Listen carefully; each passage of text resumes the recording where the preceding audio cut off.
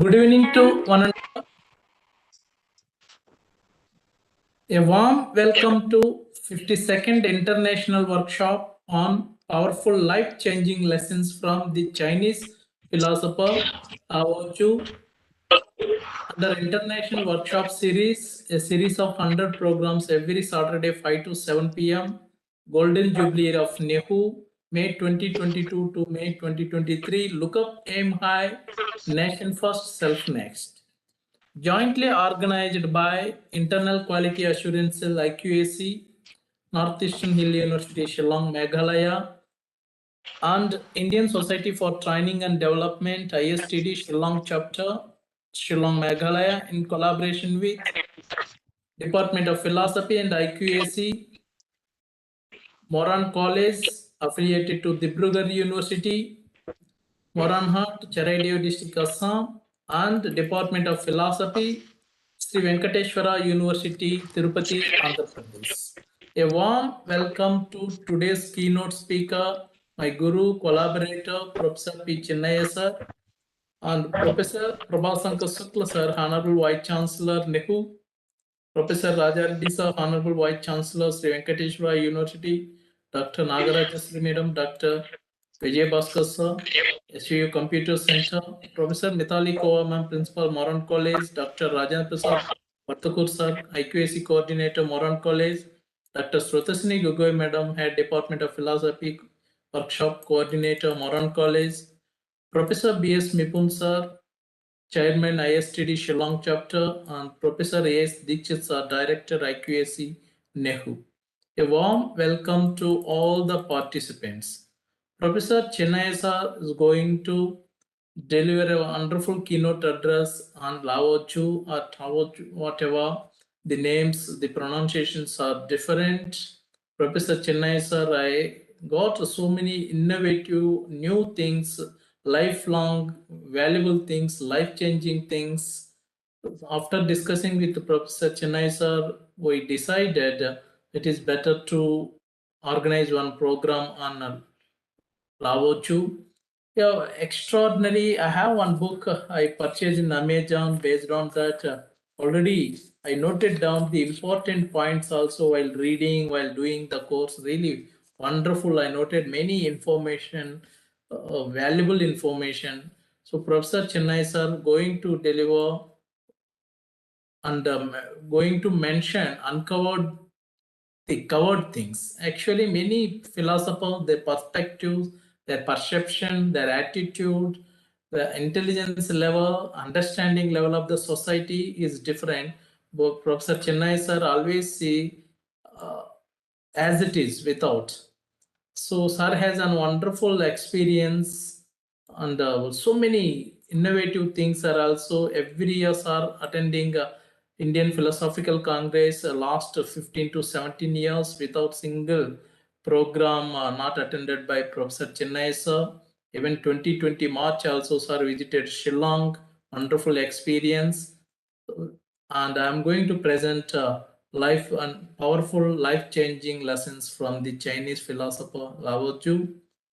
With this, warm welcome to all the participants. We'll start our program as usual with Vande Mataram.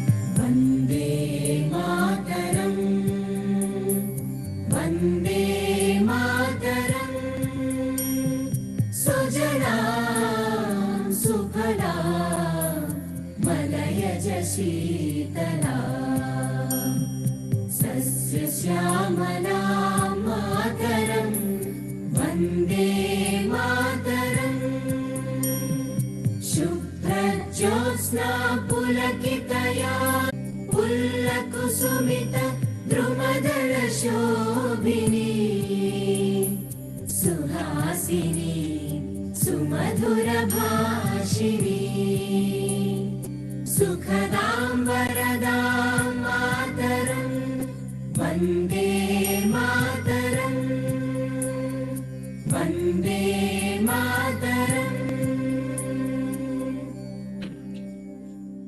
Thank you.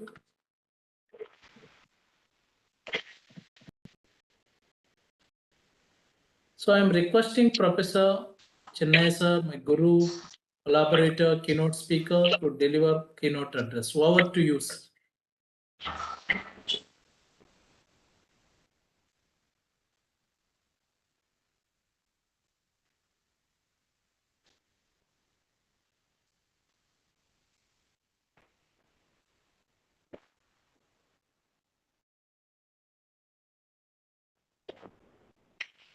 Respectable coordinator, Dr. Amaresh sir, with the design of the program, with the great inspiration for organizing this program, and is a person of willpower.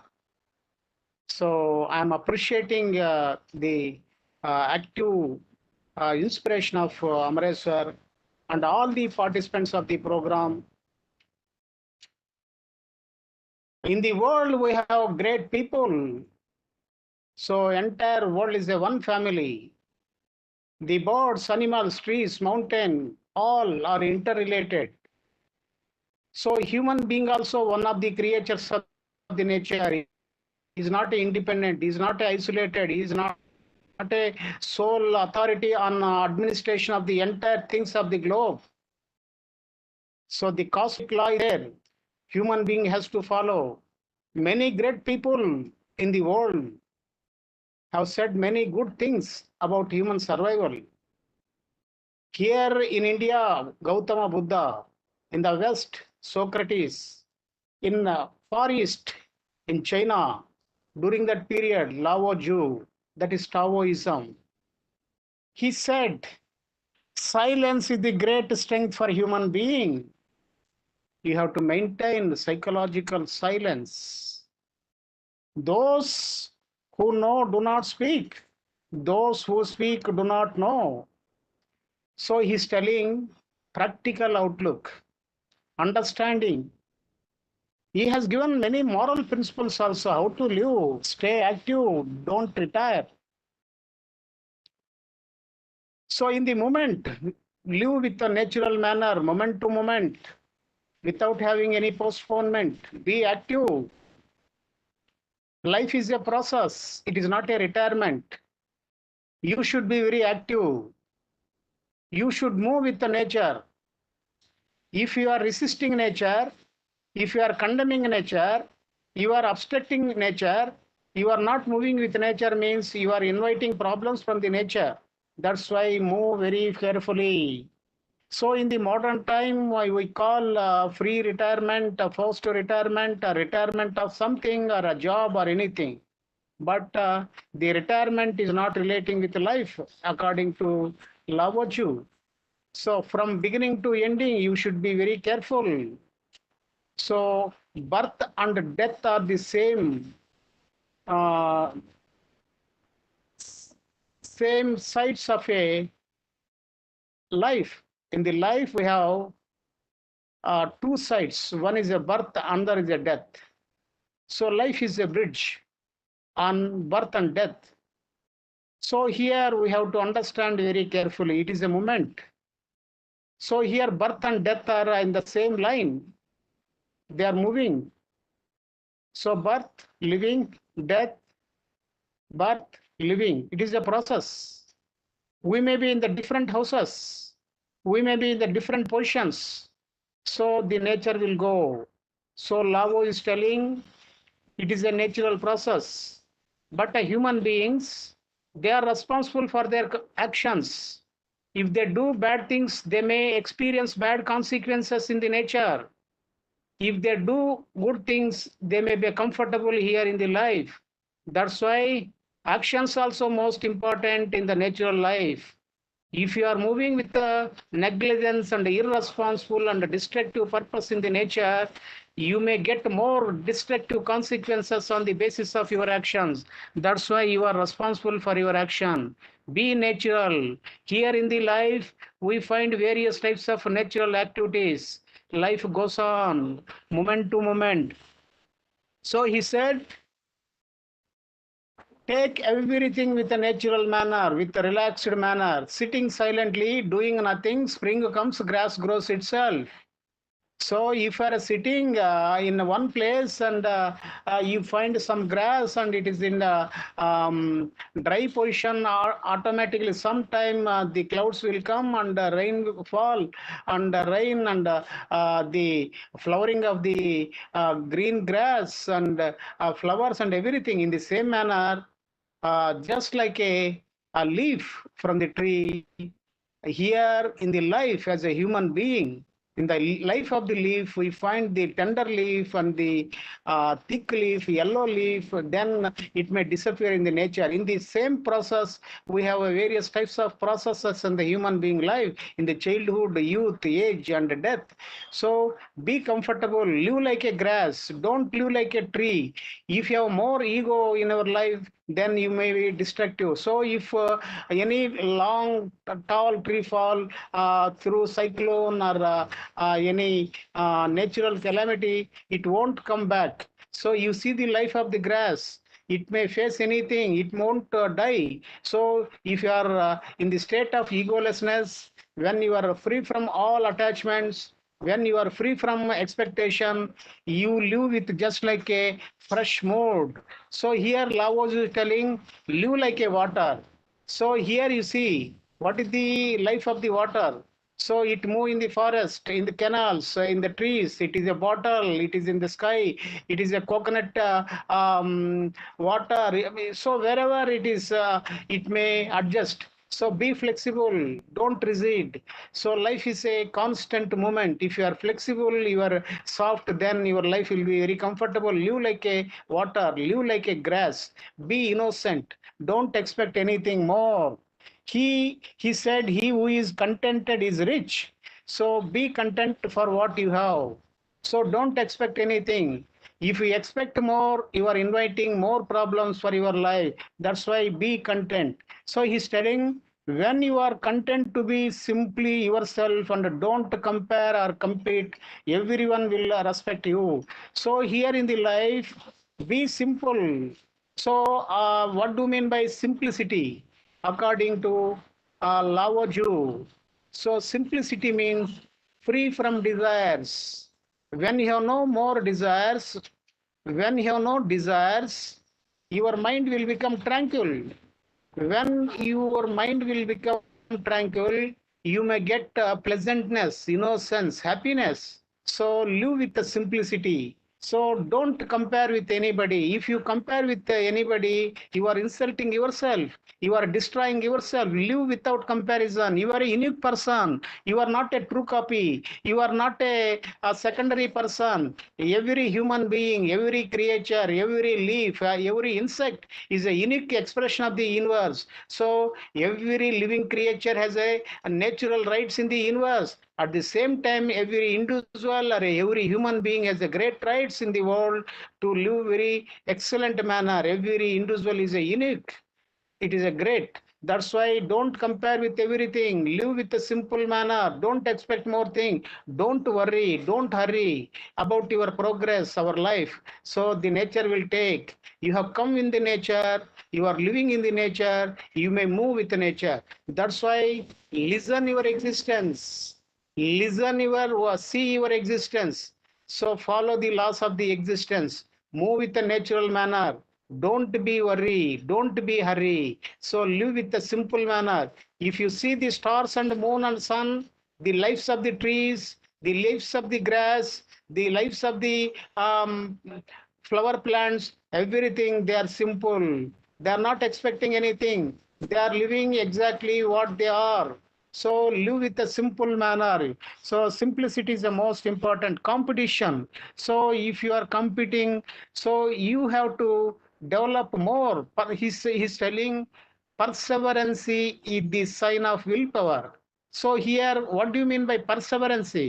Constant doing. If you are doing constant means you have a great willpower. So our Amareswar started last year in the month of July, and he has been continuously organizing these programs with a great willpower. Now and then any disturbances come, we may take to avoid that type of disturbances. So here constant effort is the most important. So in the some places, in the some states and some places, some industries, if they close in the middle, after some time they open, so the business people won't come, the laborers will come. So the lockout industries are going for sale. So here, for example, any one water project, one water river project, if they start, if they give some postponement, if they give some time for gap, automatically the floods will come and they may throw the bridge, they may get more losses. That's why giving any gap in continuous work may create. For example, any capital or any industry or a construction, if they start constructing, they have to construct continuously. If they give some gap, there may be dangers. So the postponement create more postponements. The postponement create more destruction. So here in the film of the cine industry or any the glamour industry, cine industry, some people they started in the field as a actor or actresses. They have gone continuously throughout their life. Some people they have started very attractively. They have done. They have given gap on the basis of some causes. They may give some gaps for 1 year or 5 years. After coming the second innings, they are not shining. So here, if you take any project or any construction or any desire or any goal or any activity, if you give any gap relating with that activity, we may face failure, we may face incompleteness, we may face many dangers. So constant effort is the most important to get a success. At the same time, so those who got Baba Saheb, the Dada Saheb Palke Awards or Bharata Ratna Awards or a Nobel Prize, if they observe the lives of the people, they have started their career and they have started their efforts without any gap. So giving gap is a very dangerous thing. So our Amreshwar has started this program and is continuously started. So it may be a 203 program. So in this connection, on the basis of the expression given by the Lao Tzu said, persistence is a sign of willpower. So our Amreshwar has a great willpower and he is starting this program because of his inspiration. So we are sharing good things on relating with various great people of the world, because we are representing the world, we are humanity. So we are representing not only human beings, we are representing oceans, the sky, the moon, the nature, the birds and everything. So they are brothers and sisters, the nature, the trees, the oceans, the mountains are our brothers and sisters. We have to respect the nature also. If you deny the rights of our brothers and sisters, we may kill. So we have to protect our nature. So we have to live. See, because we have we come out of the universe. The birds have come out of the world. They have come just like human beings. They have rights. We have to protect. So here Lao Tzu telling, live with the nature. Move with the nature, don't condemn anything, be happy. So he is telling, be honest in the life, don't give any cheating program. So if you are creating any problem in the world, that means you are not in a good position. So wealth and honor leads to arrogance. This brings to its evil on itself. So if you get more wealth, if you get more honor or titles or achievement, on the basis of wealth and achievements, if you start arrogance, vanity, proudness, automatically there is a danger. So here he is telling, Lao is telling, when you have a great excellency or knowledge or achievements or wealth and everything, be simple. He is telling, if you boast about your wealth and virtues, sometimes this boasting will create demise to you. Sometimes some people may see here Here in the Orissa, we have a one Konarka temple. So it is constructed by one sculpture. So actually, the story relating with that, one sculpture has a son.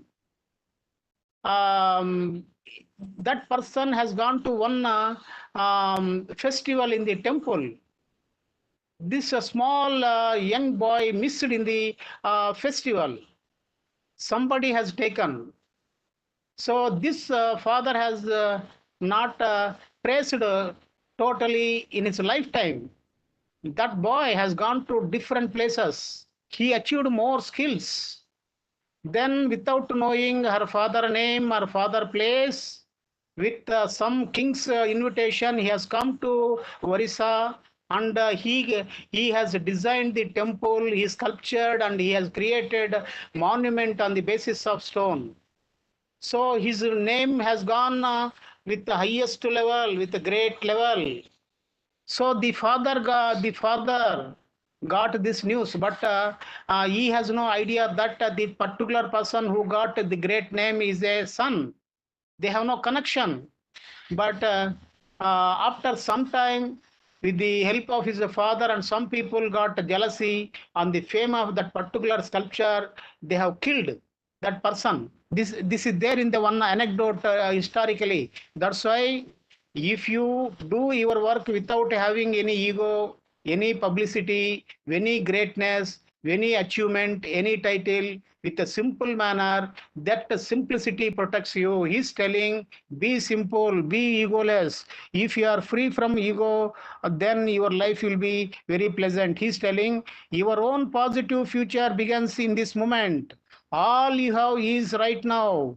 Every goal is possible from here. So he's telling, here now this. Don't bother about your past. Don't bother about your future.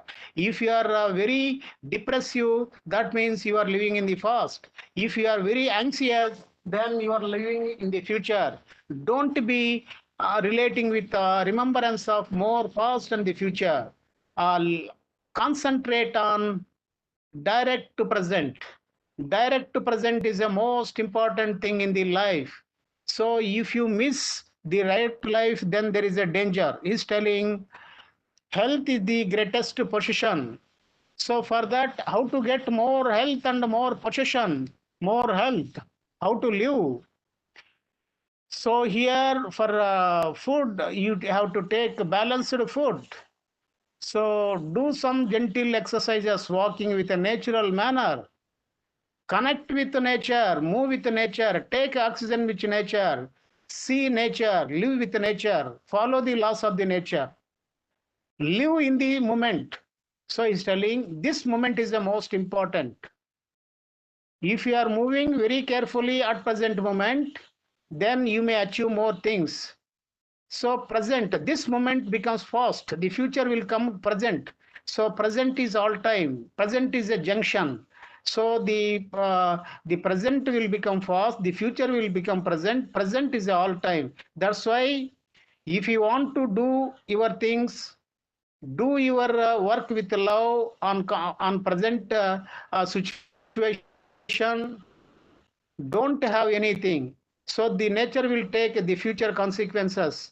So concentrate on present. Do your work with a total dedication, with relaxation, with a lovely feeling, with a natural manner. Then your life will be very good. So have a good relationship with the friends, nature, and everything. So have a touch with the nature.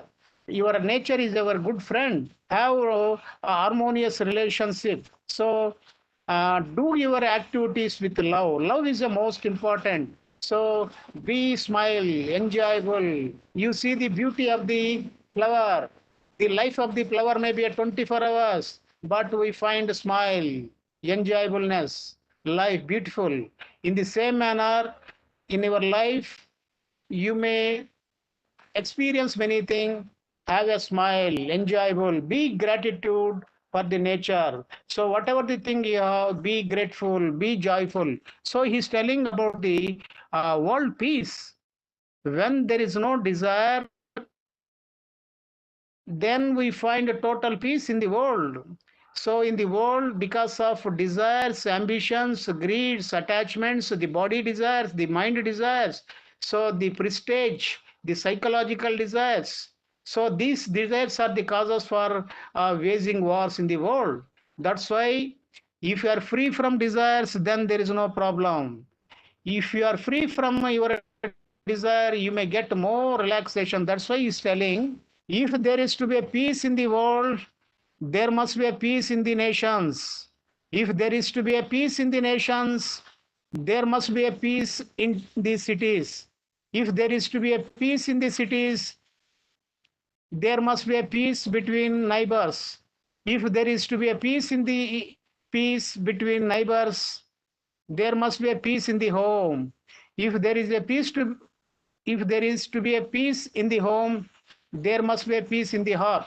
So here in the world, in the nations, in the cities, in the neighbors, in the home.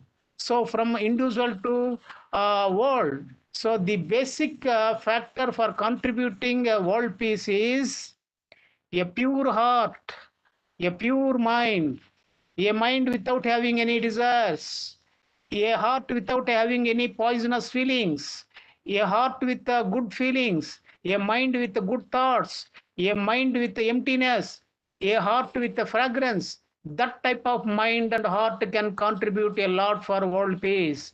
So here peace is the most important thing in the life. So if you are not afraid of dying, there is nothing you cannot achieve. So here fear is a great thing that is contributing a lot for destruction of the world. So here the Lao Tzu is telling, be good to all. So here not only human beings and the nature, everything. If you give something good to others, you may get naturally good from others. If you give bad to others, you may get more bad from others. That's why he's telling, kindness in giving creates love. If you give something with love, so here that is a great source for flowering of life. Knowing others is intelligence. Knowing yourself is a wisdom. So if you know something about others, that is a intelligence, that is a process of awareness. If you know yourself through watching, through understanding, through meditation, that is a wisdom. So here he is telling, when there is no desire, all things are at peace. Be totally empty. So just like a empty flute, just like a empty sky, just like a empty vessel. If you want to cook something for a curry or a rice or anything, then first you have to create cleanliness of the vessel. First part of the cooking is a clean empty vessel. Then we may give some material. In the same manner, if you want to do some good things, become totally empty. Means if you watch your thoughts and feelings and everything, that watching creates great understanding about your mind, and the thoughts and the knowledge, impressions, images will go to silent position in the brain cells. So here emptiness means not removing, not amnesia, not loss of memory, but the memory is there. We have innumerable brain cells. They are ready to welcome memory informations to keep. But if you do watching, you may keep your memory in the brain cells relating with the memory. So if you keep clean in the entrance parts, so if you know anything, that knowing thing will come with a joyful manner, because space is there, emptiness there. So here emptiness means not having averings, keeping memory in the silent position with a purity. So just like a echo. So here in the forest, if you go see the echo, so if you say something, I love you, the echo say, I love you. I hate you, it may say, I hate you. In the same manner, if you give good things to your mind, automatically it may give good things. So action and reaction. So here empty is the most important. Quite the restlessness of the mind, only then will you get great understanding and you may observe the inner consciousness flow. You may see ecstasy, you may see inner flowing. So if you watch very carefully with a silent manner, you may see bliss, ananda, and everything. So he's telling knowledge and wisdom. If you want to get more knowledge, to attain knowledge, add things every day. To attain wisdom or enlightenment, remove things every day means here remove means watching, keeping memory and contents in the silent position of the brain cells. So if you do watching, then you may get more space in your brain, you may get more enlightenment. That's why if you add more things to your brain, mind, you may get more knowledge. If you keep memory in a silent position on the basis of awareness, then you may get more relaxation. So he's telling the watchfulness is the most important thing in the life. He said, watch your thoughts, they become your words. Watch your words, they become your actions. Watch your actions, they become your habits. Watch your habits, they become your character. Watch your character, it becomes your destiny. That's why your thoughts, your words, your actions, your habits, your character are most important for the future, for the destiny. For that, you have to watch thoughts, words, actions, habits, character, everything. Watching should be there, just like a blood circulation, just like a breathing, just like a breeze in the nature. You have to watch constantly your body, your mind, your soul, your heart. If you have a quality of watching, then you may avoid more accidents, more problems in the life, because through watching you may get more intelligence, more intuition, more extraordinary knowledge. So here this is a great weapon. So here Lao Tzu is telling, wherever you are, whatever the thing you are, from birth to death, don't miss the quality of watching. Watching your light. When you are going in the forest or a darkness, if you have a light in the night time, you may see things exactly what they are. On the basis of light's help, you may act rightly. In the same manner, from beginning to ending, for all your activities, you have to watch very carefully. Your watching will create extraordinary knowledge. So it is the most important thing in our life. So here, live with a natural manner, live with the wisdom, watch your content, have a little desires. So be plainful. Don't have any egoistic outlook. Enjoy nature, content, satisfy what you have, live with the comfortable manner, follow the laws of the nature, live with the simplicity. I concluded this speech, Amresh sir. Thank you, sir. Amresh sir. Thank you very much. Now I am requesting our noble participant to interact with Professor Chennai sir. Over to the participants. Good evening, sir. Venkata Subramanyam Yes, Ganapati, sir. please. Yes, sir. Lao Tzu, in his book Tao Te Ching, he pointed out non-contention, non-action, and non-intention. What is the meaning of it, sir? Non-intention, non-contention, Non-action. what is the non-action? Yeah. Because in the nature, he has used the one expression, sitting silently, doing nothing, spring comes, grass goes himself. You see the life of the leaf. So here, the leaf comes from a tree. At the beginning stage, we find a tender leaf, then thick leaf, yellow leaf. After some time, it may disappear. There, the process is a very natural process. Here, there is no effort, there is no tension. The nature will become with a changeable manner. In the same manner, human being also. So here, why you are so tense for competing, for acting and everything? Nature is going with a slow manner, move with moment to moment. So here he is telling, don't condemn. Non-action means be egoless, live moment to moment, with a slow manner, do every activity at present, at moment, then you will find free from everything. So if you avoid moving with the moment, present moment, if you have more desires, ambitions, they may create competition and action and destruction. That's why the meaning is live here with the egoless manner, with the simplicity, free from desires. Follow your life just like a nature. Then you will be comfortable. This is the sense we find relating with this Venkata Subramanian Ganpati. Thank you, sir. One more doubt, sir. Please tell According me. to him, those who know don't speak. Those who speak don't know. So what is the real meaning of it? What is the importance of these statements? So actually, if you know about your inner consciousness,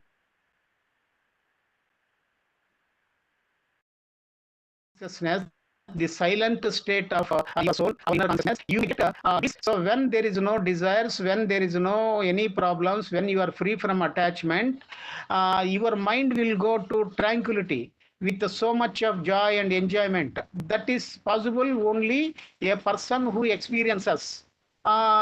So here, relating with purity of the soul, psychological silence, these are only known through experience.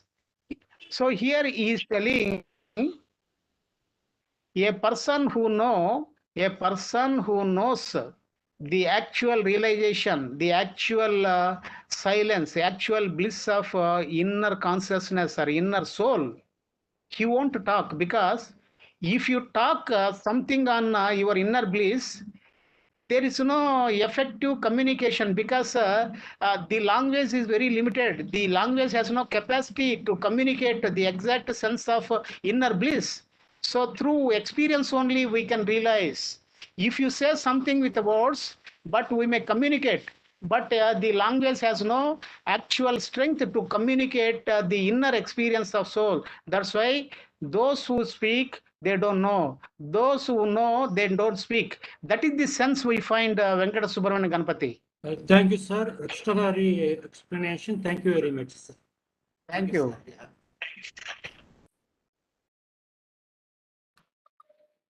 Subrayanath, Madam Sushila, Madam, any others? Srinivasa Reddy Garu is also available. Yes, sir. Srinivasa Reddy, sir, available. Sir. So our Hello, namaste, sir. namaste, ask direct question. Okay, sir. You have to ask direct question. The school of Delphi technological soulism is differences. That what, sir? Tell me. Your question is not clear. You have to ask direct clear question.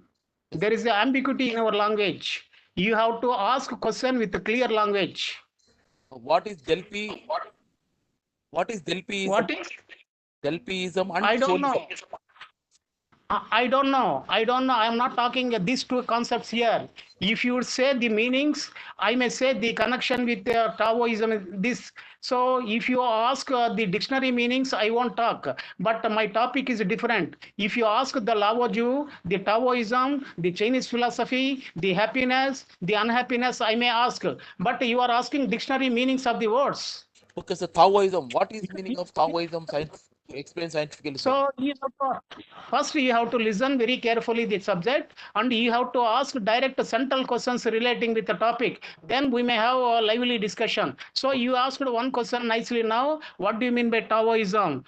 Taoism is a way. It is a approach. So here Taoism leads to egolessness, emptiness, space. A space without having any thoughts. So that is called enlightenment, nirvana, samadhi, God. So here, Taoism, Tao is a state. There we find total silence. For that, he is giving a way for awareness.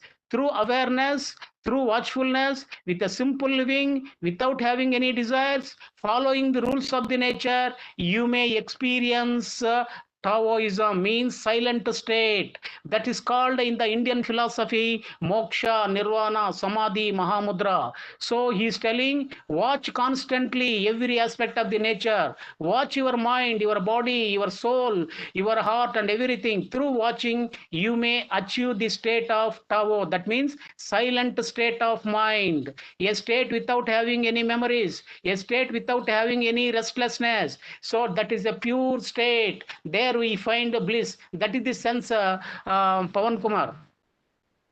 Okay, sir. Okay, sir. Thank you, sir. Hemagari is available, Amre sir. Yes, sir. Available, sir.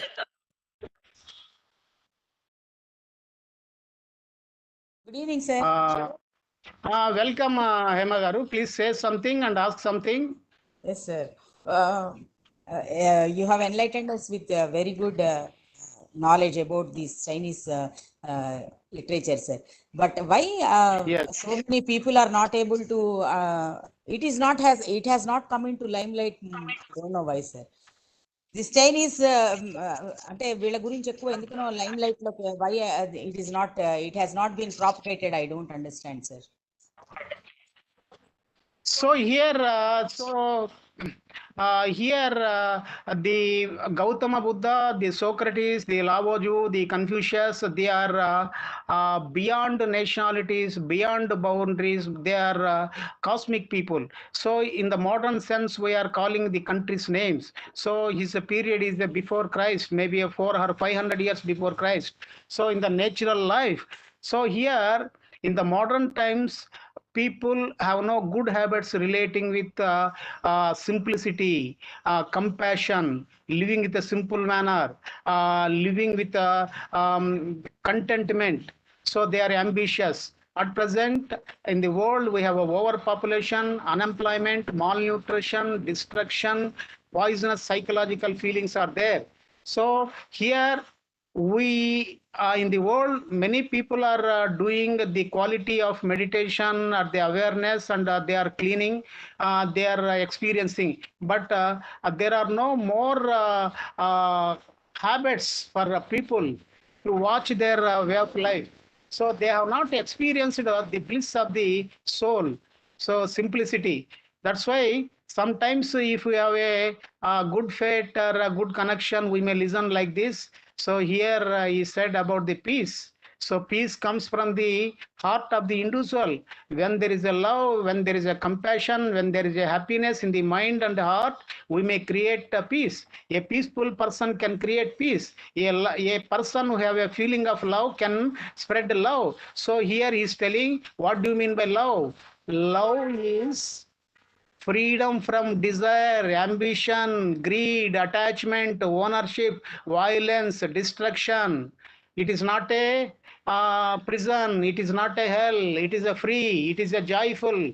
So that is the sense of the love. So that is not a sexual, that is not a physical, that is a not ownership, that is not condemning, that is not a possessiveness. It is free from boundaries, just like a fragrance of a flower. So he is telling, so love alone can solve many things. He said relating to morality.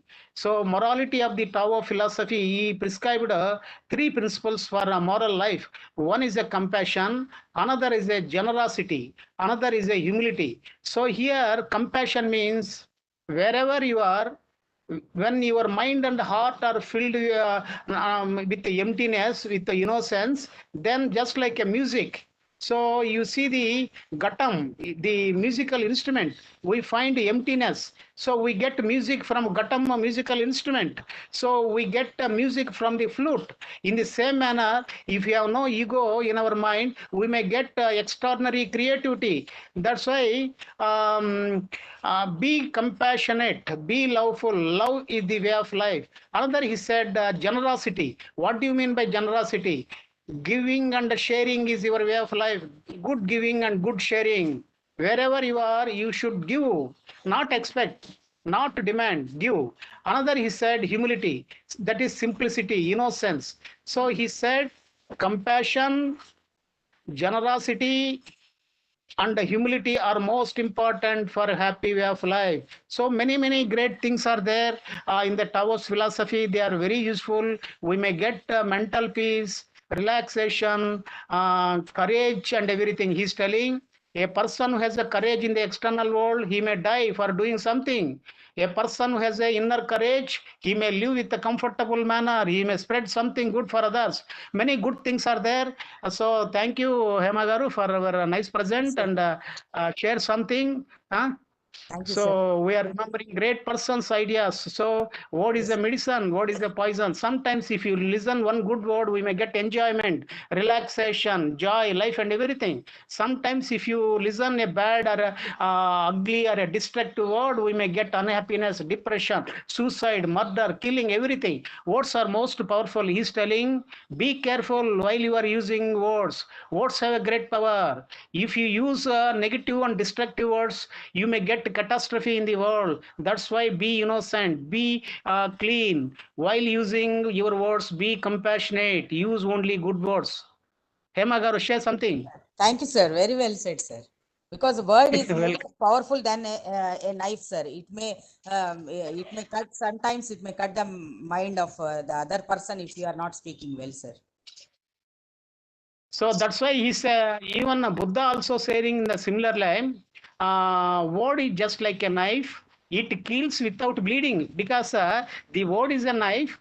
Without spreading, without seeing any blood, it may kill. Yes, yes. Because it has extraordinary power. That's why those who are using words with a careful, intelligent manner, they may live comfortable manner. In the modern time, the men and women, the policymaker, the politicians, the great leaders have not realized the value of the words. They are using various types of words in the Parliament also. in the TV discussions and everything, and they are getting consequences. So first of all, on the philosophy of Lao Tzu says that be careful while you are using words. Your words are your life. If you are using good words, your life will be comfortable. If you are not using good words, you are going to destruction. You may go to death or a jail or a anything. So words are the great ways for your life. So these things we find in the Lao Tzu philosophy. Hema garu, Yes, sir. Thank you, sir. welcome. Srinivasal Reddy Anna, Sushila Madam,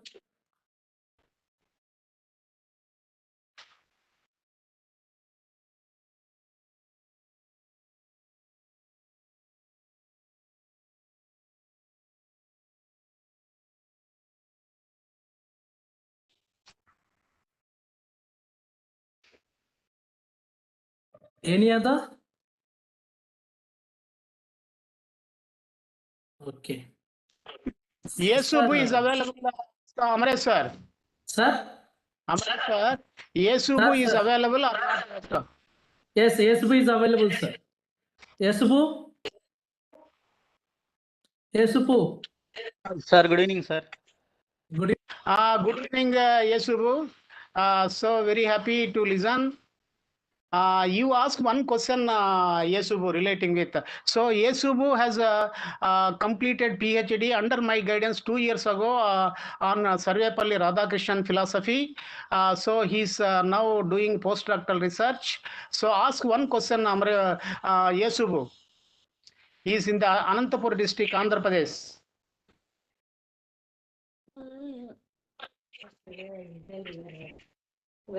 Huh? Hello, sir. You ask one question. What is the love and affection, sir? Sir, What is love and affection? answer. So here in the Yesu's family, Answer. okay, very good, love and affection. So here, relating with Lao Tzu's philosophy, when your mind is free from attachment and ownership or expectation, your mind become empty. From emptiness, you may get more love. So here telling, love comes from the purity of the soul. Love comes from the purity of the heart. If love comes from desire, expectation, attachment, ownership, violence, pleasure, then there is a destruction. At present in the world, we have two types of love. Love based on ownership, attachment, violence, killing, murdering. So destructive type of love we have in the world, one sense. Another sense, we have a love with the total freedom, with the joyfulness, with innocence, giving respect for men and women. This type of things. Here, Lao Tzu said, the love, this love is meant not only for human beings, just like Jesus Christ. So in the Bible, he said, so if you want to know anything in the world, you should be a innocent person. Your mind should be a mind of love, innocence. But a lovely person said no many things. Here the Lao Tzu also telling your love should be not only human beings, you are interconnected with the nature, birds, animals, trees, sky, and everything. At present, human beings contributing love for only human beings. They are thinking that the nature is different, but actually, the birds, the animals, the trees, ocean, and mountains, they are brothers and sisters of a human being. We have come with them. They are our brothers and sisters, family members, the nature.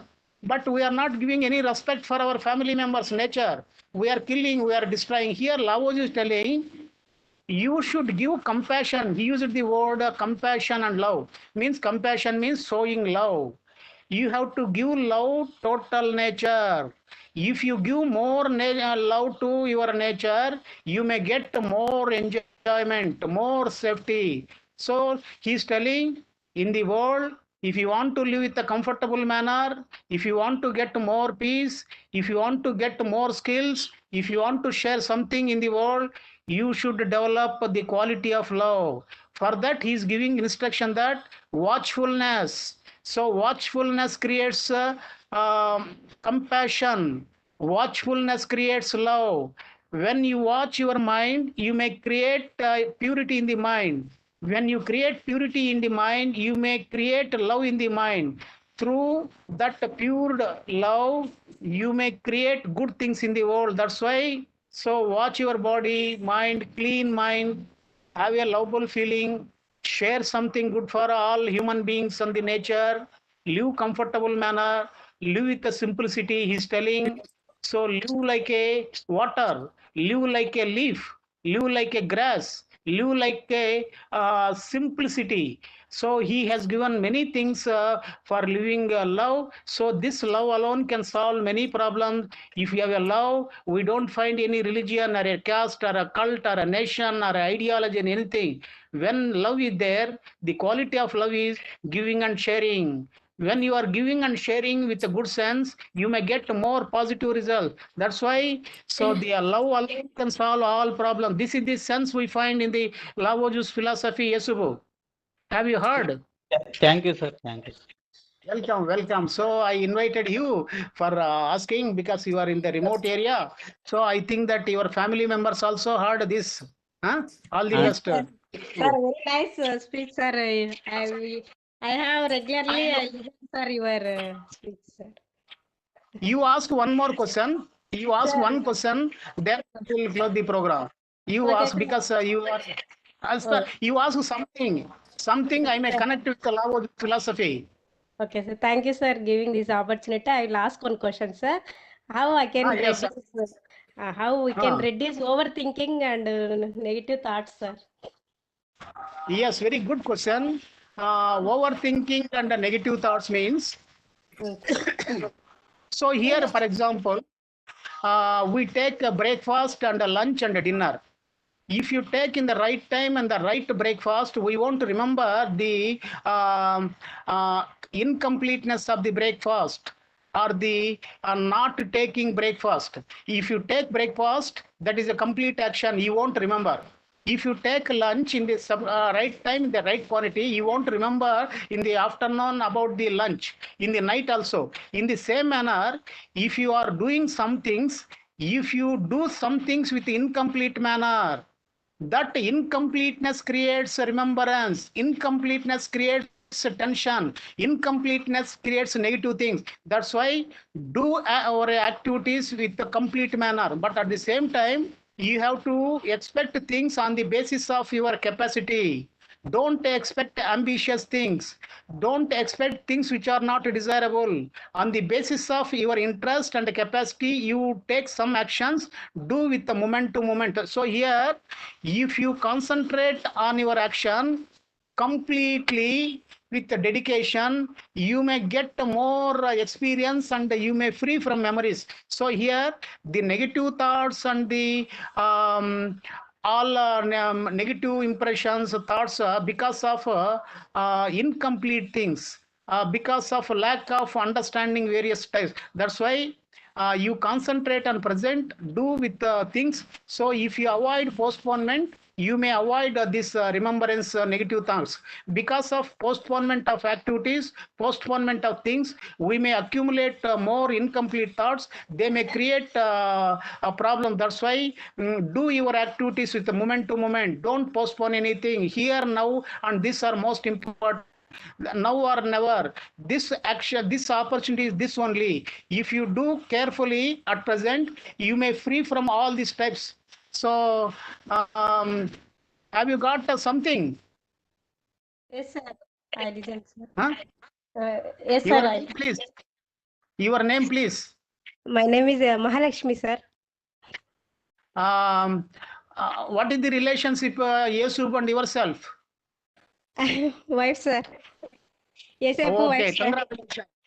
Congratulations, because I thought that I want to remember and I will congratulate, because Yesufi is a very good person and he has done PhD. He may get sometime, some future. All the best, because we remembered your nice contribution. All the best. Okay, thank you, All sir. Okay, thank you, sir. welcome. Thank you so much, sir. Welcome. Subrayadana. Amresh, you are? Yes, sir. Yes, sir. Subrayadana is there. If Srinivas Reddy Garu is there? is there, sir, but not responding. Okay, okay, okay. Okay, sir. From my side, here maximum participants are teachers, students, and scholars. What are the powerful, life-changing lessons for students and teachers from Lao Tzu, sir? So actually, for not only students and teachers and here our Venkateswara Ganapati, our Hema Garu and Srinivas Reddy Garu, and many great persons are there in the audience. But I mix for all people. So he said, if you want to get more excellency, if you want to know more knowledge, first of all, you should develop a clean mind. If you have a clean mind, you may get more memory, more information, more creativity. For that, you have to watch your mind constantly, closing your mind, watching your thought process, without having saying yes or no, positive or negative, good or bad, saying with a total silence manner. So if you observe with a silent manner, you may get more understanding. That is a one sense. Another is, so he's telling, if you flatter about yourself, if you flatter about your wealth, if you flatter about your greatness, that flatter will become an enemy for you. That's why he's telling, be simple, create secrecy, create simplicity, live with a simple manner. If you are living with a simple manner, then there is a, for example, recently in the some areas, some professors, lady professors, have gone from some functions with so much of gold. In the same night, in some cases happened, but I am telling the content manner, on the basis of their appearance in the meeting, in the marriage function, the house servants tried to kill her. So here he is telling, if you have a more wealth, more gold or more knowledge, and don't be boasting, don't be flatter, be simple, be innocent, live with a simple manner. If you have no egoistic outlook, if you have no publicity, if you have no more self-aggrandizement, then your life will be very comfortable. For a peaceful way of life, for getting more knowledge and skills, clean heart and clean mind are most important. For that, meditation, watching. So here he is telling, live with the simplicity. Contentment is the most important. So here you may have superiors to you, inferiors. You may have rich people beyond you, and you may have poor people inside you. So don't compare, don't compete. Live with a simple manner. Have a very minimum desires. Reduce more desires. If you live with a simple manner, you won't get more problems. That's why many good things are there. So here, simplicity, love, compassion, cleanliness, watching outlook, good relations, following the laws of nature, these are very essential for a professional development of the individual. Amresh sir. Thank you so much, sir. Wonderful keynote address and discussion. With your permission, may I go for presentations? One person is on the way. Amresh sir, 1 minute. Subbarayad Garu is on the way. Okay. Are you asking any question, Subbarayad Garu? Yes, sir. Nowadays, students' perception, their mind after intermediate, all courses are open courses. How to change this type of perception in student mind, sir? You ask once again question, please. Nowadays, the student perception after intermediate education, all colleges open education system. How to change in this system, sir, their perception in mind? So actually, it is there because it is not total responsibility of the individual for taking courses. So recently, our central government National Education Policy 2020 under the leadership of our Honorable Prime Minister Narendra Modi ji, they started. So here in the courses, they have given a multi-dimensional outlook, interdisciplinary outlook. So here in the national education policy, so in the graduation, in the high school level also, they have given more options, more freedom to select more things. For example, if you have gone to any some birthday function or a marriage function or a official conference function, if you see more food items, food with lavish, attractive manner, you may select important items on the basis of your like. So in coming national education policy implementation, we may solve this problem on the basis of policy implementation. That policy may create more opportunities, more solutions to solve the problem what you have asked, Subbarayad Garu. Amresh sir. Thank you, sir. Thank you very much. Here, Deep Lata Gupta, please. Do you have any query? You raised the hand. Deep Lata Yes. Gupta, please, Yes. ma'am. Good evening, Please sir. ask. Please Good evening, welcome. sir. Welcome. Good sir. evening. So I want to know about the emotions, empathy, and affection. Is there any relation to relation between all these? Once Love. again, please. Love.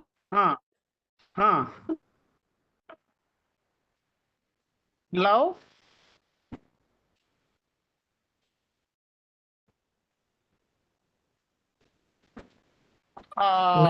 You are not audible, ma'am.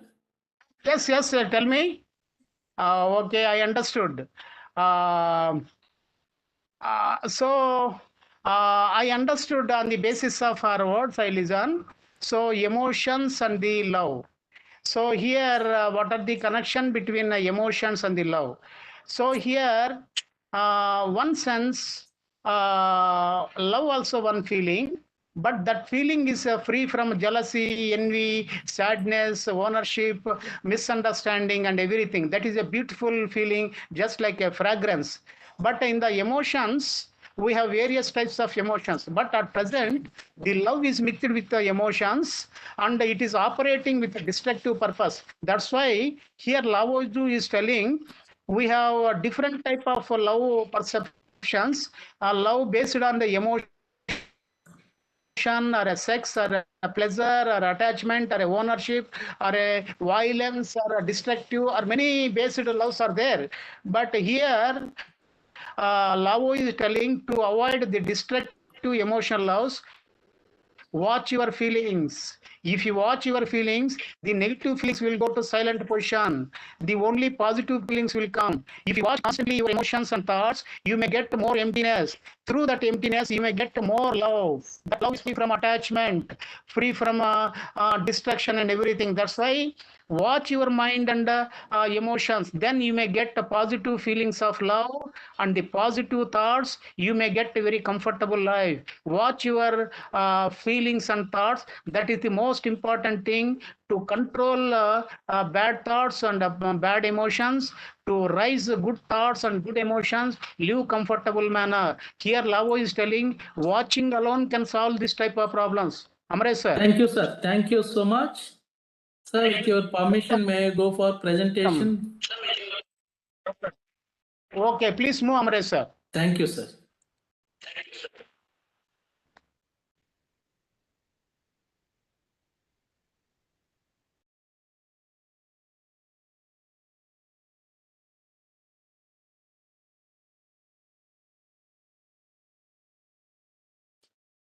Good evening to Professor Chennai sir, keynote speaker, collaborator, my guru, and Dr. Shrutasani madam, and other noble participants. Powerful life-changing lessons from the Chinese philosopher Lao Tzu. Yeah, actually a joint paper of presentation of myself and Shrutasani madam and Professor Chennai sir. The outline of the presentation, introduction, learning outcome, understand the powerful life-changing lessons from the Chinese philosopher Lao Tzu, and the conclusion. So here, after watching this video, you can understand what you can learn from the animals also, the story of the idiot and the lion. In every program, wantedly we are showing some videos of Gautama Buddha and lessons from animals, birds. So this is very, very motivational story and a moral story. Please, over to you.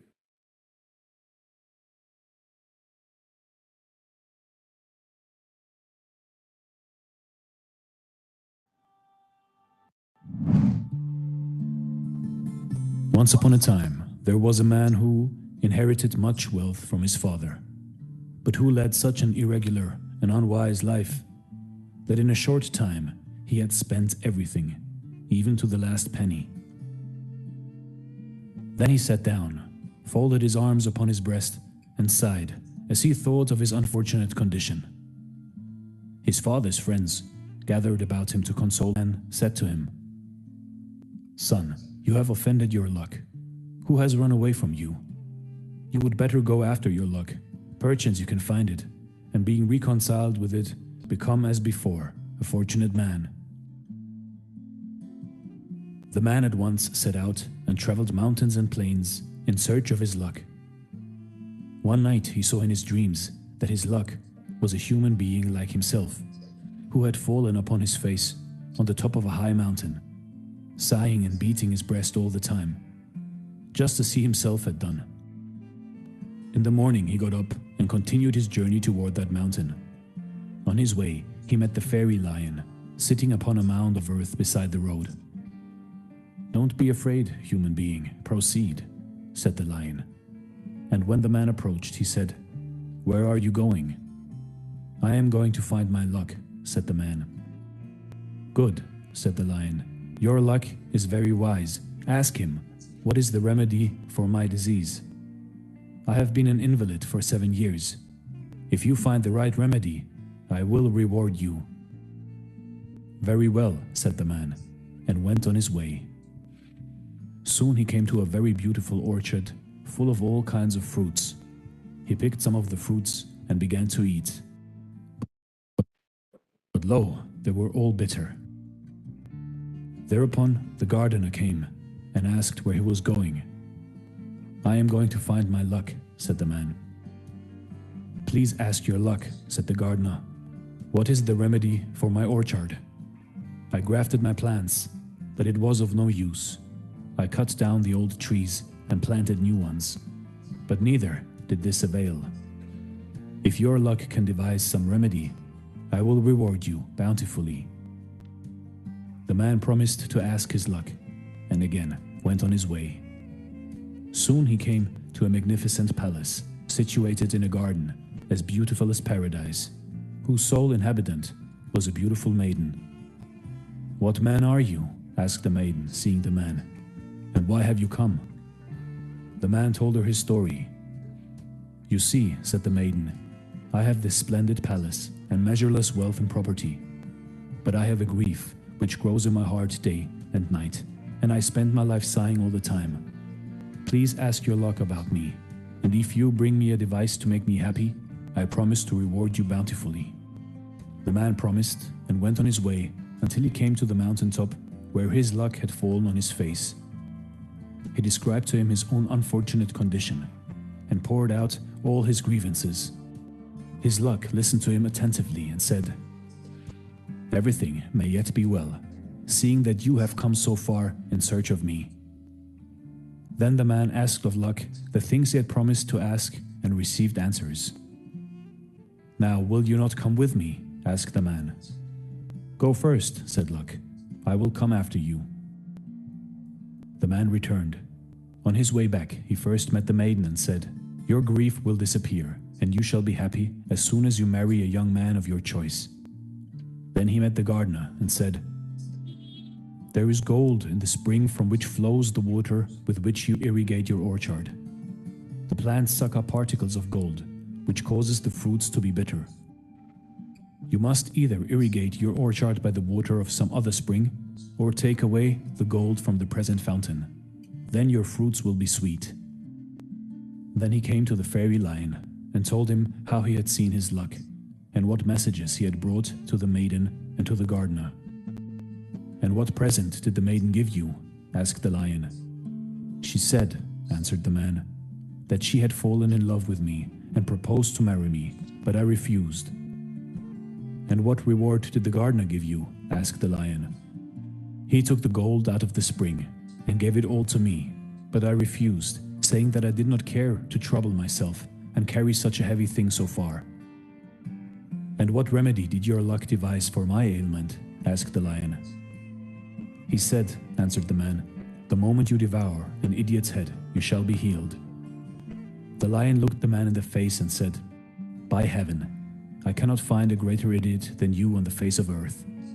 And striking at his head with his paw, he made one mouthful of it, and the idiot was dead. You see, in life, in your life, time never befriends a fool. On your journey to your luck, on your journey to your happiness, on your journey to your success, you will find it laying there on the way to what you think is your goal. But your destination is the way, and you will find everything you need on the way, except life's great gifts. Trouble yourself to do so, and don't be an idiot. This is Dare to Do Motivation, Armenian Tales. Thanks for watching, and stay blessed. Very nice moral story. It is better for kids. Lao Tzu Young or kids. Lao Tzu was a Now Chinese the autobiography, a short autobiography of Lao Tzu. philosopher, believed to have lived in the 6th century BC. He is considered the author of the Taoist classic, the Tao Te Ching, which offers an iconoclastic spiritual philosophy based on an underlying unity of the universe. The work of Lao Tzu has a timeless appeal and has been claimed by the religion of Taoism, but also co-opted into a range of spiritual philosophies and anti-authoritarian movements, and remains relevant today. Amongst historians, there is uncertainty over the historical facts about Lao Tzu's life. Some even doubt whether he existed. But the most prominent sources suggest he was born with the birth name of early in the 5th or 6th century BC. Lao Tzu was an honorific name which means old venerable master. It can be anglicized in different ways, hence both Lao Tzu and Lao Tzu have been used. The strongest historical sources suggest he worked as a scholar and served as the keeper of the archives for the royal court of Zhou. Lao Tzu would have had access to the great literature of ancient Chinese culture, and this would have informed his own philosophy. However, Lao Tzu went beyond the synthesis of past ideas and created a new strain of philosophy, which expressed mystical sentiments and thought-provoking paradox and analogies. The philosophy and teachings of Lao Tzu are said to have drawn many students and disciples who began following him. However, there are no records of Lao Tzu creating a formal school. The essence of Lao Tzu's teachings was the importance of seeking to live in harmony with the Tao. Lao Tzu implied that the Tao was beyond name and form and could never adequately expressed in words. In the Zhuangzi, the author relates a meeting between Lao Tzu and Confucius. Confucius was an eminent scholar and philosopher in his own right. Confucius promoted a more formal philosophy that emphasized formality and deference to your elders. Lao Tzu took a more intuitive and liberal approach, which emphasized the importance of being in tune with the universal harmony, and not just the conventions of the time. However, the meeting suggested a mutual appreciation for their respective approaches. The three philosophers Master Zhuang, Confucius, and Lao Tzu are the most notable Chinese philosophers. The Zhuangzi and the Tao Te Ching are the two cornerstones of Taoism. In one version of Lao Tzu's life, he married and had a son called Long, who became separated from him and went on to be a celebrated soldier. At a later time, Lao Tzu comes across a great military figure who is celebrating a military victory. It is at this point that Zong recognizes his long-lost father. Lao Tzu then gives advice to his son, in particular, the value of respecting the defeated army and giving his foes a proper burial. Through listening to his father and avoiding a sense of triumphalism, Zong was able to broker a peace between the warring parties which lasted for many years. In another version of Lao Tzu's life, based on the writings of Sima Qian, a Chinese historian of the early Han Dynasty 206 BBC, Lao Tzu lived in Changzhou. However, he became discouraged by the moral decay and worldliness of the city. Seeking peace to meditate, he resolved to leave the city and live as a hermit in the mountains. However, at the western gate of the city, he was stopped by a guard Yingxi, who asked Lao Tzu to write his knowledge down for the benefit of citizens before he was given a pass to leave. It was at this juncture that Lao Tzu wrote the Tao Te Ching. In some versions of the story, Yingxi was so impressed with Lao Tzu that he became his disciple and followed Lao Tzu into exile. Yingxi then followed the different Taoist disciples of preparation and obedience to his master. After completing a long period of preparation and training, he became the model Taoist student.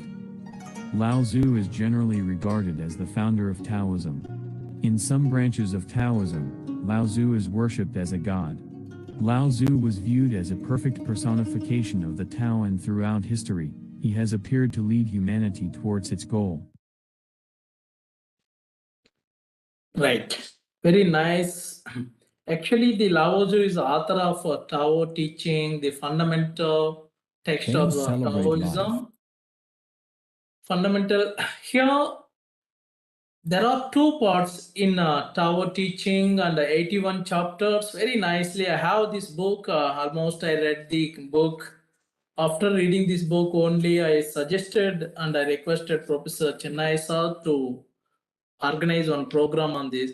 There are n number of life-changing lessons and powerful lessons from Lao Tzu. And not cling to it? Can you give up control? Can you celebrate life and not cling to it? Can you give up control and still get things done? Can you achieve your goals without forcing? These are all themes we find in the ancient Taoist key work called the Tao Te Ching, which was written by a mysterious sage named Lao Tzu. There isn't much known about this character of Chinese antiquity, and some historians even doubt that it truly existed. But whoever wrote the Tao Te Ching has inspired millions of people to see the world in a different light. Taoism deeply respects the passive, receptive part of existence, which is generally undervalued.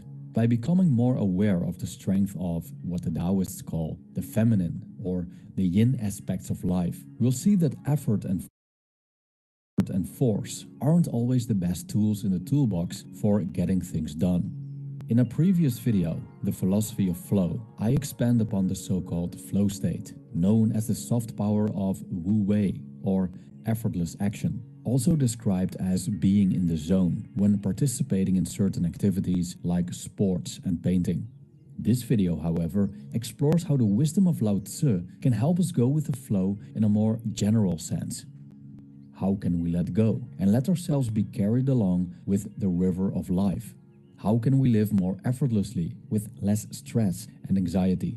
How can we live a rich life and enjoy it to the fullest with minimal interference of the natural course?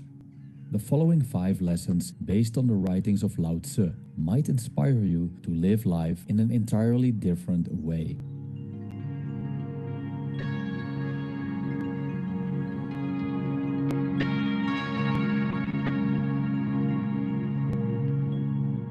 One, don't force anything. The master does not force virtue on others, thus she is able to accomplish her task.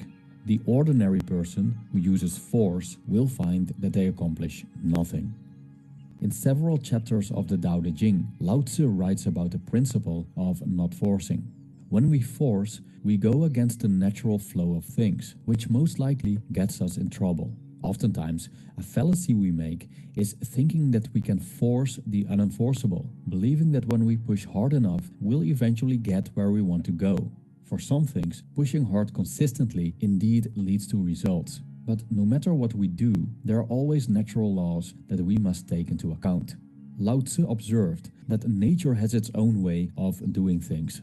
Living in this world, we see that nature manifests itself in a certain order. Some things are big and heavy, other things are small and light. Some things take ages to grow, other things are born and die on the same day. We humans are bound to the flow of nature as well. The way we grow from infants to adults, the way we learn, the way our bodies function, all is bound to the natural laws that we cannot control. If we force things, we put ourselves in a position in which the universe starts to work against us. This happens, for example, when we swim against the stream. We can swim against the stream for a while, but we won't last long, as it's highly exhausting. And when we finally give in and accept that forcing our way up simply cannot be done, we let go and start to flow along. When we somehow find a way to work with nature instead of against it, things will get much easier and we won't exhaust ourselves so much. This means working smart instead of working hard, by setting our sails correctly and navigating diligently so that the wind of the universe keeps pushing us forward. 2. Don't overburden yourself. Those who stand on tiptoes do not stand firmly. Those who rush ahead don't get very far.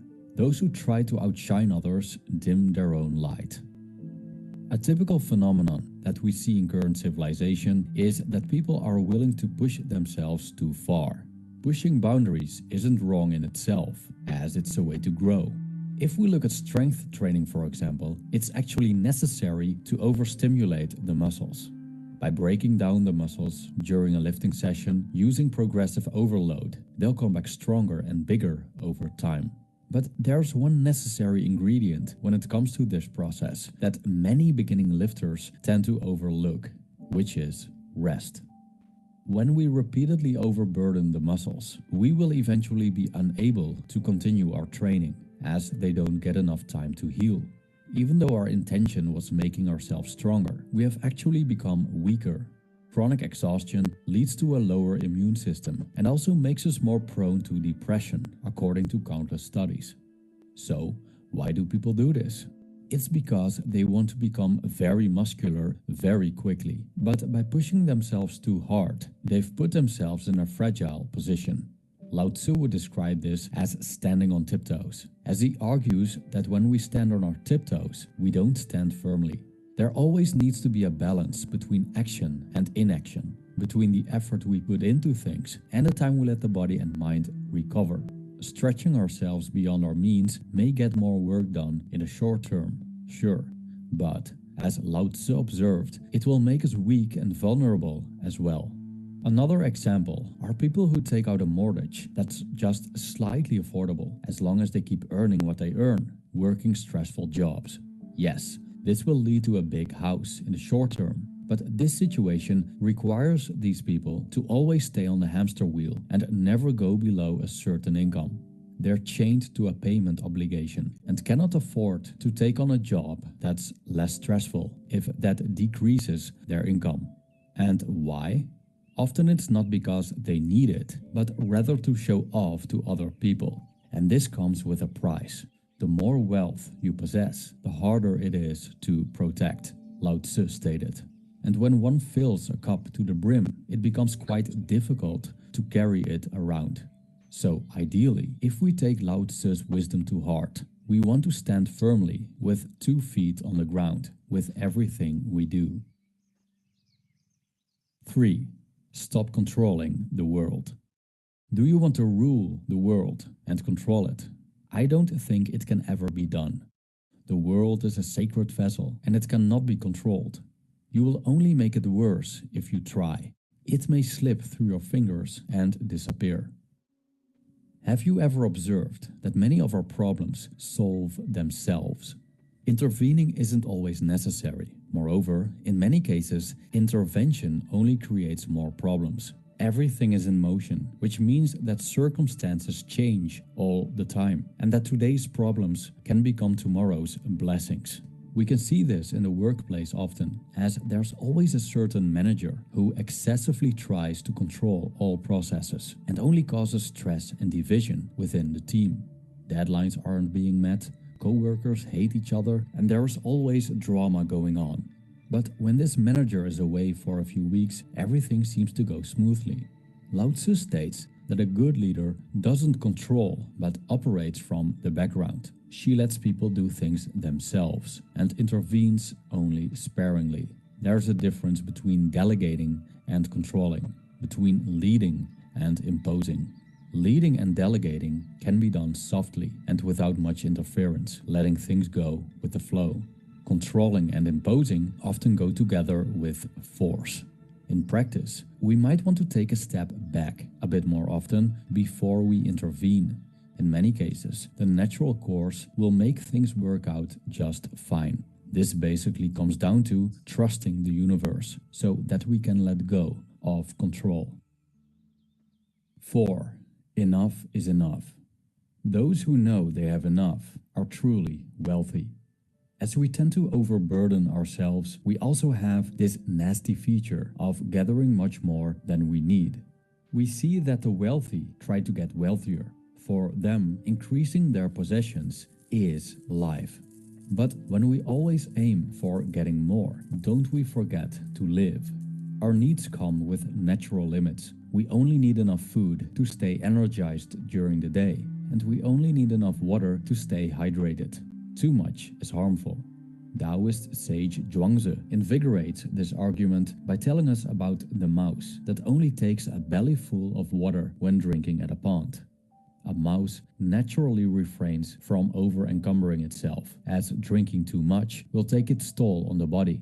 Nevertheless, humans often accumulate more than they need. The main reason for this seems to be fear. The fear of not having all this stuff diminishes who they are. It's an ego thing. Having more means I am more. We also fear that we won't have enough in the future, but as we know, the future is uncertain. We can die tomorrow, and everything we own can be taken away from us in an instant. Whoever knows contentment will be at peace forever, Lao Tzu states. But we can only know when we have enough if we realize that the value we attribute to external things is based on delusion. We aren't what we have, as none of these possessions are within our control. This includes even our own bodies. Having an excess of external things eventually becomes a burden. The things you own end up owning you.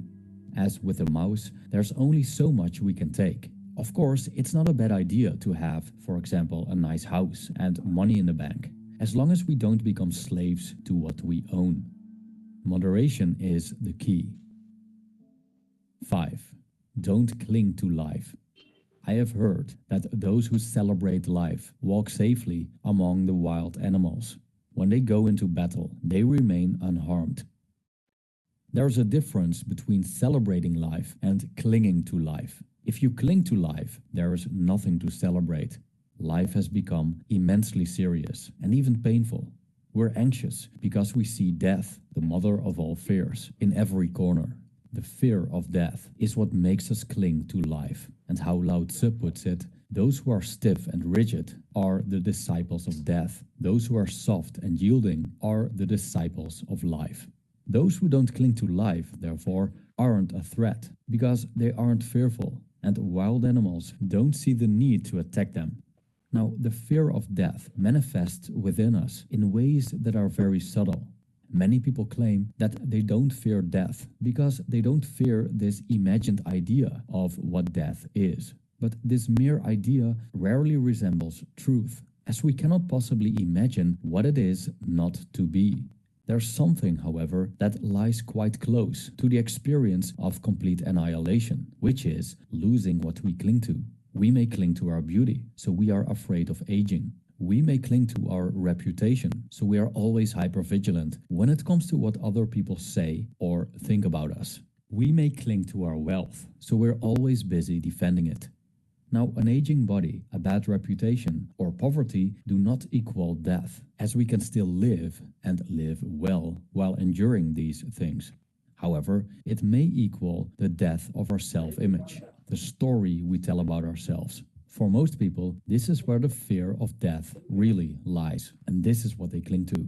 Thus, the true fear of death lies in the idea of losing who we think we are. That's why in war, soldiers fear the idea of not dying in honor more than dying itself. But by clinging to the idea of ourselves and the world around us, we deny the nature of the universe, which is that change is the only constant. The story we tell ourselves about ourselves today will lose its accuracy tomorrow. The same goes for the story we tell ourselves about the world. When we cling to one thing, we resist another, and what we resist will stick, but what we accept, we move beyond.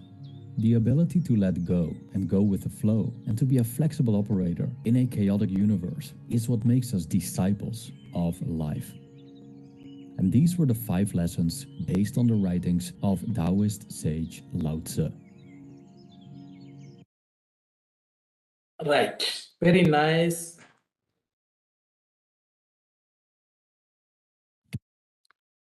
Be content with what you have.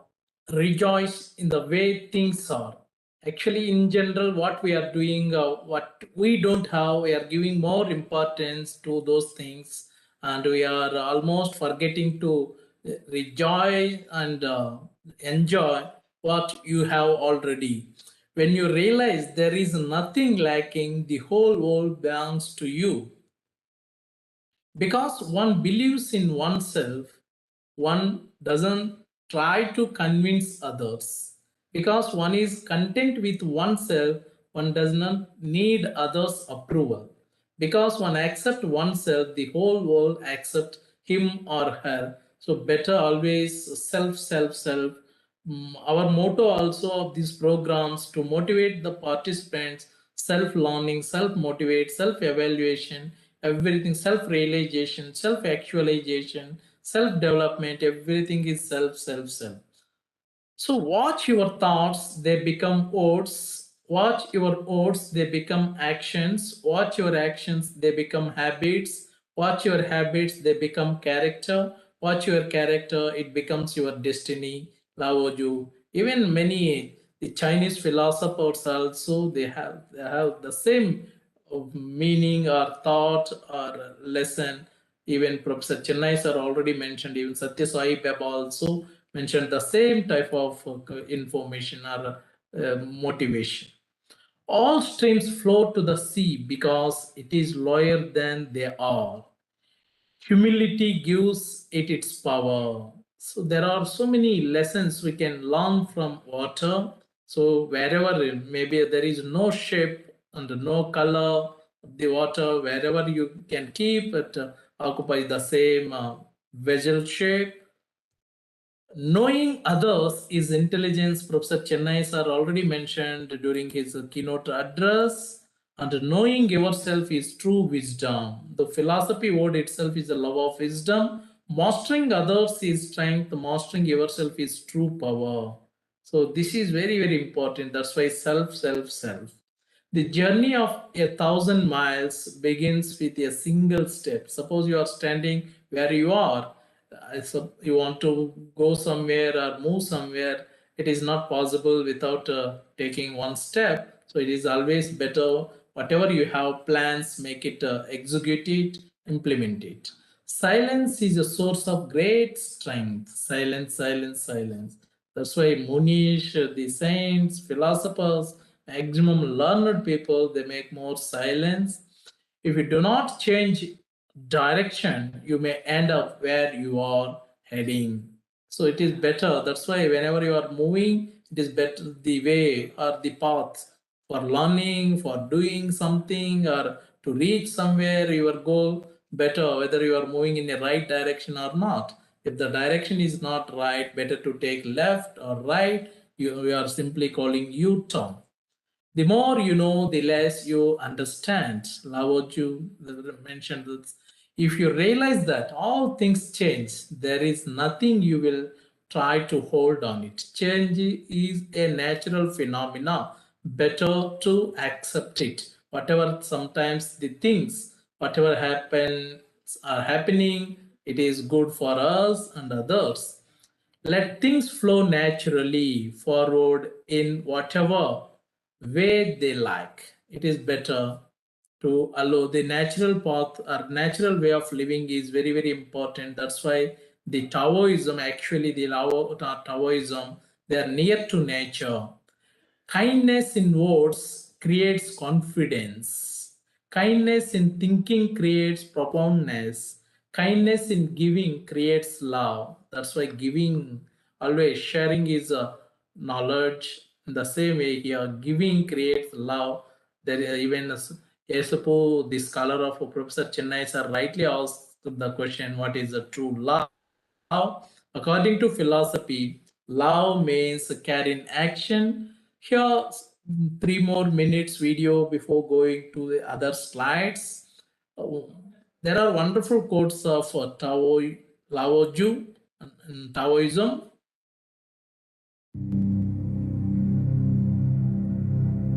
Being deeply loved by someone gives you strength, while loving someone deeply gives you courage. If you correct your mind, the rest of your life will fall into place. The journey of 1,000 miles begins with a single step. A good traveler has no fixed plans and is not intent on arriving. Knowing others is wisdom. Knowing yourself is enlightenment. Those who know do not speak. Those who speak do not know. When you are content to be simply yourself and don't compare or compete, everyone will respect you. Care about what other people think, and you will always be their prisoner. The truth is not always beautiful, not beautiful words. The truth. The best fighter is never angry. A man with outward courage dares to die. A man with inner courage dares to live. The flame that burns twice as bright burns half as long. Mastering others is strength. Mastering yourself is true power. Stop thinking and end your problems. Women want a lot of sex with the man they love.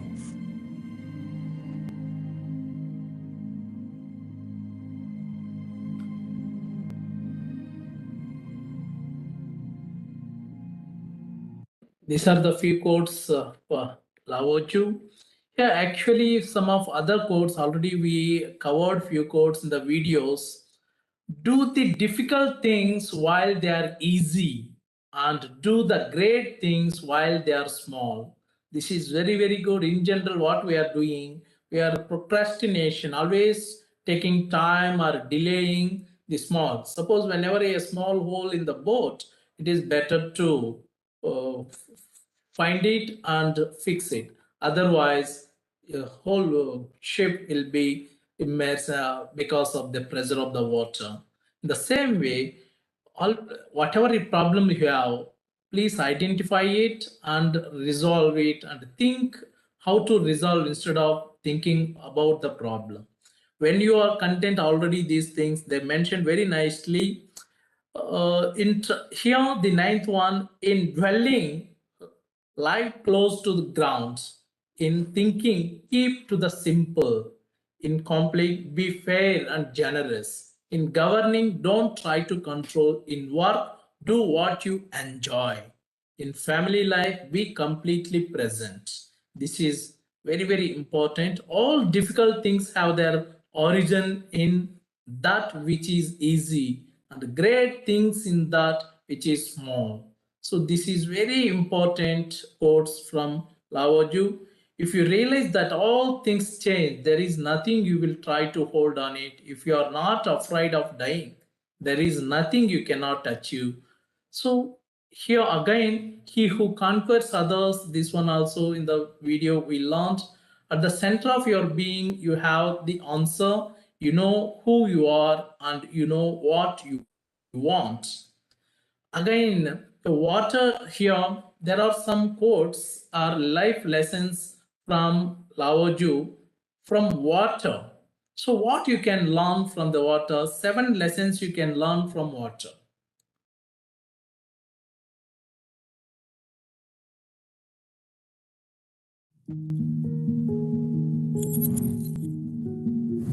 Be formless, shapeless, like water.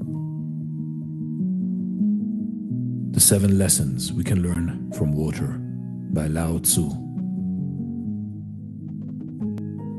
Dwelling with the right location. Water naturally flows to the lowest point in the immediate vicinity. This can be the metaphor for a humble person, because the arrogant person is quite the opposite in always seeking the highest, most visible spot. Thus, we can say that water embodies the Tao of humility. It is the natural kind of humility that never needs to be faked or forced, and exactly the kind that we need to cultivate in ourselves. Feeling with great depth. Truly virtuous people are like deep pools of water. Not everything about them is apparent at first glance. They possess such remarkable depth of character that it would take quite some time to really know them. They are like the sunken treasures deep beneath the waves. You may not realize it at first, but if you explore your friendship with them, you will discover the treasures for yourself. You may also come to the realization that you wish to cultivate the same depth in your own character. Giving with great kindness. As a river flows across the land, it nurtures all living things that it comes across. All the plants and animals benefit from the water of the river. Once it has done its work, water moves on without waiting for recognition or praise. Compare this to how people often give with strings attached, expecting some sort of approval, and we can see that water demonstrates a higher virtue, the virtue of unconditional kindness. Speaking with great integrity, water reflects its surroundings with perfect fidelity when it is calm and undisturbed. In the same way, those who study the Tao have an obligation to reflect the truth with the same degree of accuracy. With peace and clarity in their thoughts, they speak plainly and truthfully. They exhibit an impeccable integrity that can be sensed by others, thus winning the trust and respect from everyone. Governing with great administration. Water administers to all equally. All benefit from water, regardless of who they are, because water passes no judgment on anyone and makes no selection based on some preconceived values. Can we learn from water in this regard? If so, we will naturally treat everyone we come across with the same level of basic courtesy. This is the universal administration of the Tao, as demonstrated by water, handling with great capability. The great capability of water comes from great versatility. As it flows toward its destination, it handles all obstacles with the greatest of ease. It can flow to the left or the right, over or under, without slowing down or stopping. Also, water is not limited to its liquid form. It can also be steam or ice, thereby offering even more versatile flexibility in various applications. Moving with great timing. Water has a heavenly sense of timing that manifests differently according to season. Thus, summer rain never falls in winter, and winter snow never falls in summer. When nature is in balance, water demonstrates that there is a time for everything, and everything can occur in its own time. When we emulate this, we become mindfully aware to take the appropriate action at just the right time. You see, in life, in your life, these are the 7 lessons we can learn from water. And you will see that they provide a blueprint for life, a set of practical guidelines we can apply every day. And when we follow these guidelines, we learn to cultivate humility, depth of character, unconditional kindness, impeccable integrity, universal administration, versatile flexibility, and a sense of timing through mindful awareness. All of this brings us closer to water, which in turn brings us closer to the Tao. This is Dare to Do Motivation, Tao Wisdom. Thanks for watching, and stay blessed. Very nice video. Now you put water. Right. The last video, the Taoism living in harmony. This is very, very essential. How to live harmoniously. Taoism provided extraordinary text information to the 21st century people also. We can learn many things from Taoism. The journey of 1,000 miles begins with a single step. Knowing others is intelligence. Knowing yourself is true wisdom. Life is a series of natural and spontaneous changes. Don't resist them. That only creates sorrow. Let reality be reality. Let things flow naturally forward in whatever way they like. A good traveler has no fixed plans and is not intent on arriving.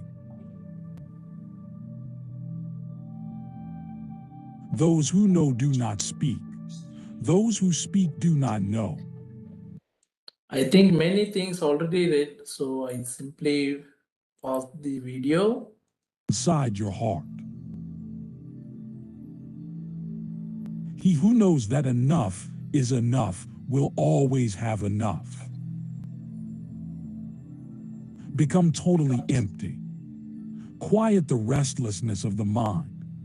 Only then will you witness everything unfolding from emptiness. To bear and not to own. To act and not lay claim. To do the work and let it go. For just letting it go is what makes it stay. The world belongs to those who let go. If you wish to be out front, then act as if you were behind. There is no illusion greater than fear. Love is of all the passions the strongest, for it attacks simultaneously the head, the heart, and the senses. He who acts, spoils. He who grasps, lets slip. Respond to anger with virtue. Deal with difficulties while they are still easy. Handle the great while it is still small. To realize that you do not understand is a virtue. Not to realize that you do not understand is a defect. What is firmly rooted cannot be pulled out. Not seeking, not expecting, she is present and can welcome all things. In the end, So very nice, life-changing lessons. These are all myself and Dr. Srutasini Madam's models. Thank you very much for attending. Now over to Professor Chennai sir. After taking the feedback from Chennai sir, we'll go for a vote of thanks, and then I can share the feedback form after National Anthem. Over to Professor Chennai sir. Congratulations, Amresh sir, and you have presented very nice videos, and they are very excellent, and it has gone very nicely, Amresh sir. So thank you, sir. Thank you very much. You have created a nice environment. Today also we met many new people also. So very good. So you have taken more care to select very nice videos. Very good. Congratulations, Amresh sir. Very nice program. Thank you, sir. Thank you very much, Professor Chennai sir, for your constant and continuous extraordinary cooperation, keynote address, and discussion. In general, keynote speakers, again and again, I am telling, they simply deliver and they live, but you are the only resource person, keynote speaker from beginning to end. You are with our participants and observing everything. Thank you, sir. From bottom of our heart, we are grateful to you from my side and Dr. Srutasini Gogoi Madam's side. My special thanks to Professor Chennai sir for delivering a wonderful keynote address and discussing many life-related issues beyond the topic with all our participants. And thank you very much for all the participants, those who interacted with Professor Chennai sir. We are grateful to Professor. Most welcome, sir. Professor Prabhasankar Sukla sir, I think your scholar Esupu is also attended along with his wife. This is very good and motivating factor. It means those who are participants are here. They're watching programs through with their family members. It indicates the number may be more, but joined. Even when I delivered a lecture on 7th September at a HRDC NEHU, one of the engineering college, they attended a whole, all teachers and with their research scholars, I think more than 100 members with one system. So maximum participants are all joining like this. We are grateful to them, and really it encourages us to do some more programs. Professor Raja Reddy sir, Honorable Vice Chancellor, Sri Venkateswara University, Dr. Nagarajasri Madam, Vijay Bhaskar sir, for uploading our flyers. Professor Mipun sir, ISTD chairman, Shillong chapter, Professor Dikshit sir, IQAC director, Professor Mithali Kaur, principal, Moran College, Dr. Rajendra Prasad Barthakut sir, coordinator, IQAC Moran College, and Dr. Srutasini Gogoi madam, head department of philosophy and workshop coordinator, and the noble participants, those who attended and constantly encouraging us to do some more work. Thank you, one and all. Now, national anthem, immediately I can share a feedback form for both our live participants and YouTube viewers. Thank you, and have a nice weekend, and see you next Friday at 5 p.m. Our national anthem.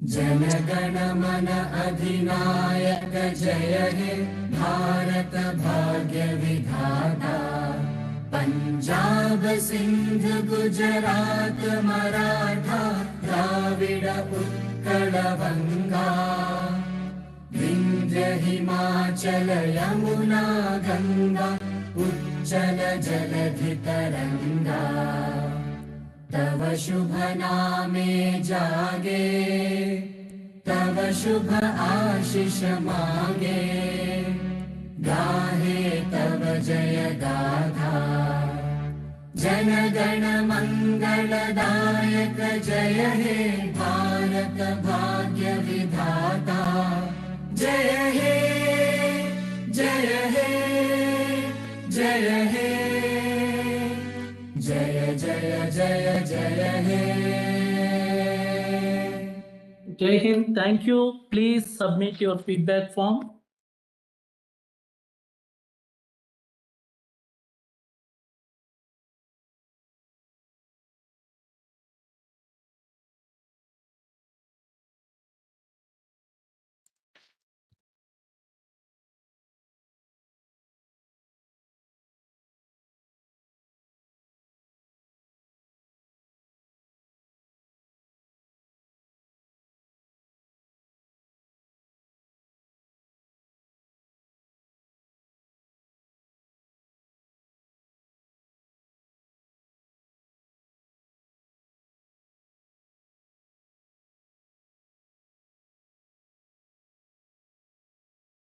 YouTube viewers also, please submit.